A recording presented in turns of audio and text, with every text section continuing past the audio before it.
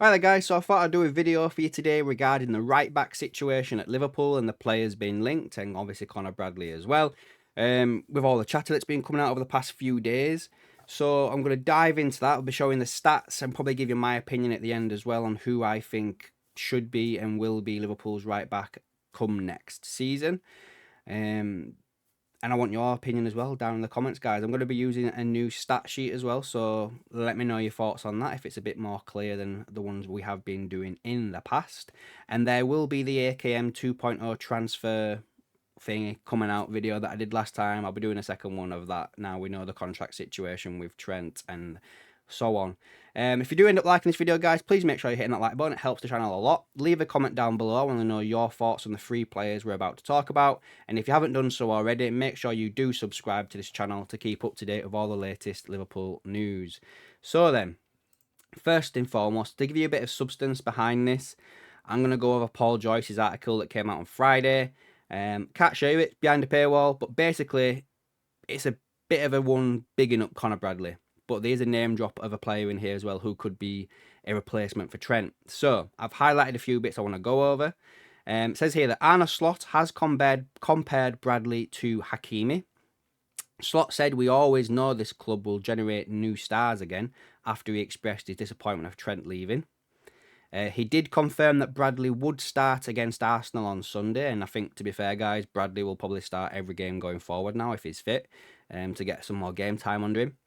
Paul Joyce does name drop Jeremy Frimpong. He has a release clause of £30 million and has been playing right wing back or wide right with the Netherlands and is a leading candidate should Liverpool look to strengthen in that position. But then Joyce goes on to say it's also clear that there is confidence internally regarding Bradley's capabilities. The 21-year-old has suffered 2 hamstring injuries this season, but work is being done to ensure he becomes more durable next term. A few more things here on Slot's quotes. He goes on to say that you will not be surprised if I say everyone gets a programme over the summer. We want to keep them fit, but they also have to enjoy a few days off. Conor has such an intense playing style. They all run a lot, but Conor is in his own league. He's comparable maybe with Hakimi. He's everywhere during the game. But Hakimi's 26. He is much more used to doing this every single week. He needs time, and Conor needs a good programme to keep fit. To become a very good player, you have to be available every week, and that is the first step he has to take next season. But we have confidence in Conor as a very good fullback for Liverpool, and that is what he has already shown. And that is basically the article in a nutshell for you there, guys. So I'm just going to go over a few things now regarding stats of the three players. So we'll start off with Conor Bradley here for you. There we go. So Conor Bradley, as you can see, obviously his contract doesn't expire for another, 2 seasons. So he's coming to that point where you'd think they'd be start talking about contract situations. This season he's played 26 games in all comps with 3 assists and 1,196 minutes. What I'll say on this is Conor Bradley hasn't played as many minutes, so when we do get to the stat sheet, bear that in mind when it comes to the overall, the stats diagram and everything like that. He has played the lowest out of the 3 players we're going to be talking about. Next up, Jeremy Frimpong. Again, his contract doesn't expire till 2028, but that doesn't really matter. He's got that 30 million release clause in there. His market value, though, is 50 million euros. So you are getting a player who, you're getting him for 15 million less than what his market value is, based on euros. And this season, he's played 47 games in total with 4 goals, 12 assists, and 3,367 minutes. One other thing you need to remember as well is with Jeremy Frimpong, he would be classed as a homegrown talent due to his time here at Man City.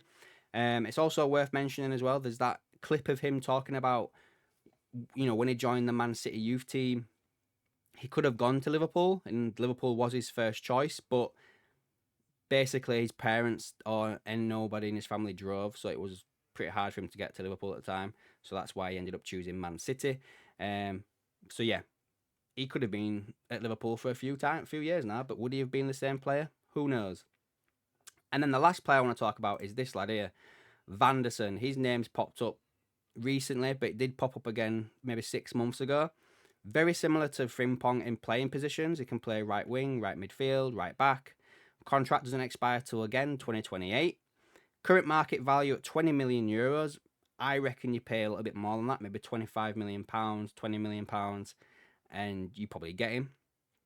And this season he's played 40 games, 2 goals, 5 assists, and a little bit less minutes than Frimpong, but considerably more than Bradley at 3,075 minutes.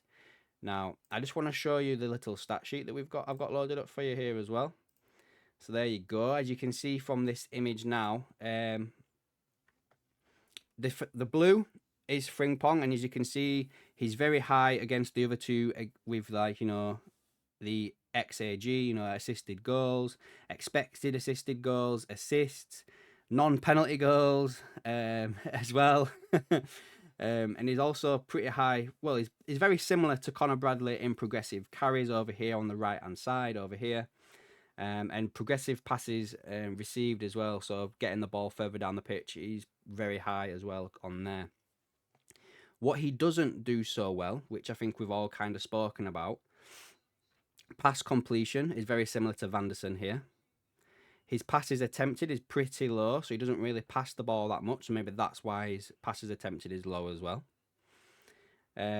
His blocks, clearances, tackling and interceptions, aerial battles won, dribbles tackled dribblers, all this bottom bit here is very low for Frimpong. And that's the one thing that we've been saying for a long time now about Jeremy Frimpong, is that there is a little bit of an issue regarding the defensive side of his game. Attacking wise, brilliant. But defensively, these stats here, all this bottom here, all speak for themselves, from clearances, blocks, tackling interceptions, aerials won, and percentage of dribblers tackled. It's low. It's very low in my opinion for a right back, guys. On to Conor Bradley, the red. He's pretty much all rounded, I would say. Again, clearances, it's higher than Frimpong's, but it's not the best. Vanderson is higher than him. Blocks is lower than Frimpong. Tackling interceptions is higher than Frimpong, but not as high as Vanderson. Aerials is the highest one. Dribbles, percentage of dribblers tackled is pretty high, but not as high as Vanderson's. And progressive passage received, pretty much, the lowest out of the three of them. But he does have some bits where he's quite high, so he has more touches of the ball. He's pretty similar in progressive carries, pretty much in progressive passes. Pass completion is up there, passes attempted is up there. His assists are pretty much up there, and his non-penalty goals are up there as well, guys. So for me, what I would say with this is style of play. Arne Slot expects the players to pass the ball a little bit more and move it around a little bit. So that's why you've got the passes attempted and pass completion pretty high up here. And he has more touches of the ball because the ball's being passed around a lot more. And we do as well put a lot more emphasis down that right-hand side when we're attacking, I would say, as Liverpool. Moving on to Vanderson, I would say he is probably the most all-round player out of the three of them, but doesn't really excel at anything other than blocks and tackles and interceptions. So he's very much more of a defensive player.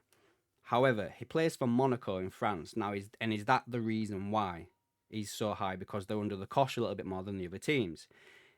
Again, look at everything else that's going on. Shots created, passes attempted. He is pretty much in.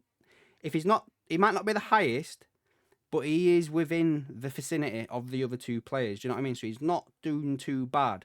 And he's massively above down here in the bottom when it comes to blocks and tackles and everything at 100%. So if I were to go just off the stats, I would say Vanderson is the most all-rounded right back that could come in for Liverpool. However, personally, I think we stick with Conor Bradley. I know people are screaming out for Frimpong, but if Conor Bradley can show that he is fit and able to take it on, and you keep Joe Gomez, I think you stick with Conor Bradley as your number one right back and Joe Gomez as your cover. You give him a season and see how it goes. The thing for me, though, and I will say this, and this is going to contradict everything I've just said, Frimpong is an absolute bargain, I think. I mean, he could come in, he could be the successor to Mo Salah because he can play further forward. He can also cover it right back. He's homegrown. I mean, you need that as well. I just think we've got other positions in the team that need more attention, i.e., left back, the forward line, for instance, if we lose Nunes and Jota, and maybe even Luis Diaz. So if we do have the spare cash lying around after we've sorted out other positions and we can afford a Frimpong, if he's still around, if he's not being snapped up, then yeah, go get him. If Frimpong's gone and you still think you need to get another right back, I won't lift my nose up at Vanderson either to come in and help support their right back. But if I had to make a decision right now based on everything that's going on, what I think will happen at the right back situation is I think Liverpool stick with Conor Bradley, and I also think that they're going to keep Gomez or Kwanzaa to come in as cover, if not even someone like Calvin Ramsey. But anyway, guys, let me know down below what you think about the three players. Would you sign Frimpong? Would you sign a Vanderson? Let me know down below, and I'll catch you in the next one.